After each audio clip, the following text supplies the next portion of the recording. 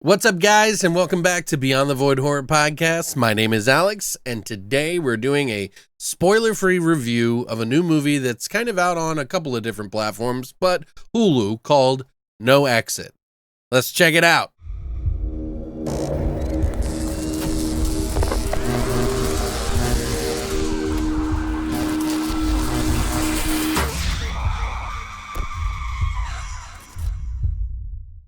Now, No Exit is sort of a mystery, drama, thriller, but, I like to watch some of these sometimes, and I thought I would give my opinion on it since people have access to this on Hulu. Apparently, it might be on Disney+. I'm not 100% sure, but it was on Hulu for me. So what is No Exit? Well, No Exit is actually about a girl who is suffering from some addictions. She's in rehab. She gets a call from somebody about her mother being in the hospital, and she wants to get out of rehab to go see her. She does so against the rehab's will and ends up in a storm in the middle of nowhere where she has to stay at a rest stop with a bunch of strangers. As she waits the storm out and tries to make multiple calls to her family, she soon realizes that there's a child that has been kidnapped in a van parked outside. Only problem is, she doesn't know which of the strangers is to blame. I thought that was a pretty interesting concept when I watched the trailer, and I thought, hey, you know what? I'm going to give this one a whirl and see what it's like. Now, I did enjoy the film. I will say that up front. I don't think it is doing anything that amazing to be considered an amazing film, but it does a couple of things in the movie that I thought were unique and different, where you usually have this mystery surrounding this round table of people. The typical way they do these kind of movies, they string it along for the entire movie. This movie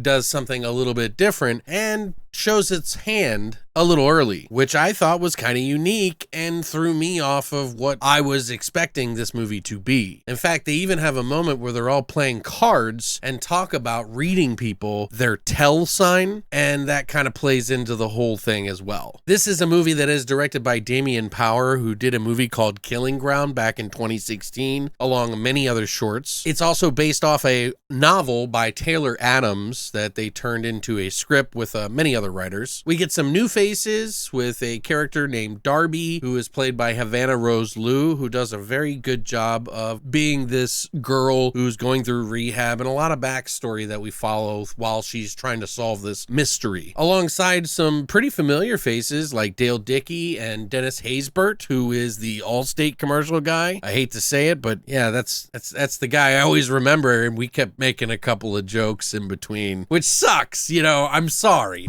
Are you sure? That's why it's probably not always so great to do commercials, but the money is probably pretty damn good. Regardless, the movie continues on and things get a little bit more heated, obviously, and you start to realize a couple of aha moments in the film that kind of push the narrative in new directions that I was not expecting. Now, are these new directions so amazing? No, but they are notable, and I think it deserves some credit for trying something new and kind of, keeping the viewer interested to the end of the movie. Now, I feel like this movie needed more characters in some regards, but they did a sufficient enough job with the characters that they did have. It just feels like a smaller film, and it could have had way more mystery involved a little bit. There is some sort of violence and a little bit of gore in this film. By the end of the movie, I was okay with the movie. It wasn't exactly the best ending, and it kind of ends on a somber note, which is, I don't know how I feel about that, and if it was even necessary to know. I think this is a pretty sufficient enough movie if you're just looking for a thriller to watch. It isn't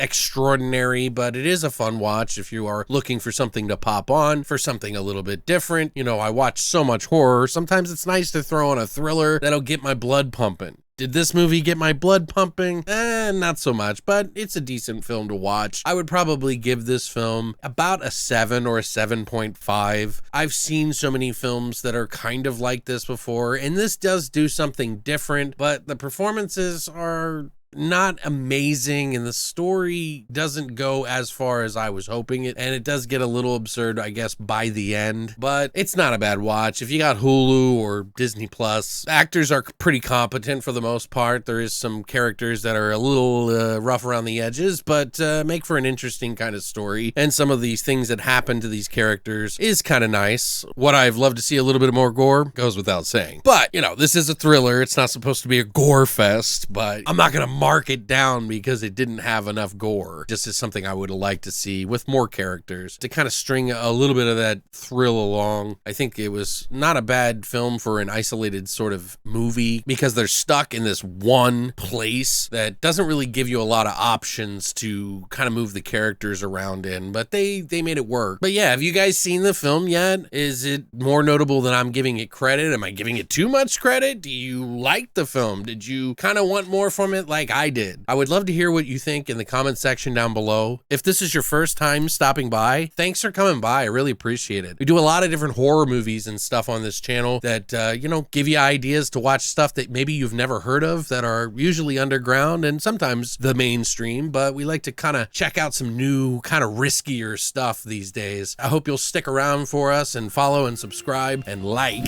of course, because it helps out the algorithm. But other than that, let me know what you think in the comment section down below. And as always, long live the void.